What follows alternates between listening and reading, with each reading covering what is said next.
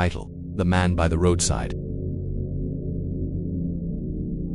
Tonight's story begins on a lonely stretch of road just outside a small Italian village. It was late autumn. The nights were longer, the wind sharper, and the fog rolled thick over the hills. Two friends, Matteo and Luca, were driving back from a weekend trip. They laughed, sang, and argued about who had the better taste in music, until they turned onto the old provincial road. That road had a reputation.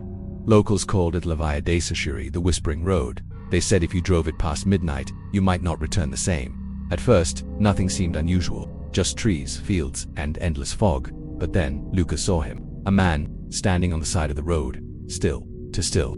He wore a dark coat, his head bent low, his face hidden in shadow. One arm was raised as though he were hitchhiking, but something about the way he stood froze Matteo's blood. "No," Matteo said. "We're not stopping, come on." Luca argued he could need help, but Matteo pressed harder on the gas. The man didn't turn his head, didn't wave, didn't move at all. Just as they passed, the car's headlights flickered, the engine sputtered, and then silence. The car rolled to a stop a few hundred meters down the road. The night swallowed them whole. They tried the ignition. Nothing. Tried again. Nothing. The only sound was the cold wind outside, rattling through the trees. Then, a knock on the rear window. Luca turned, his breath catching in his throat. Through the fogged glass, he saw the outline of a hand pressed against the window.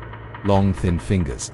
"Too long. Drive, Matteo. Drive." The engine roared to life, as though obeying Luca's command. Tires screeched. The car shot forward, the hand sliding off the glass as the darkness behind them grew smaller. They didn't speak for the rest of the drive.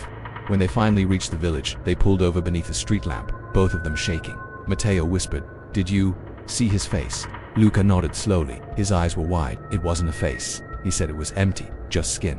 No eyes, no mouth." The next morning, they returned to the mechanic to check the car. The man looked puzzled. "Your car is fine, but there's something strange." He opened the trunk. Inside, pressed into the metal from the inside out, was the clear imprint of a hand, long, thin fingers.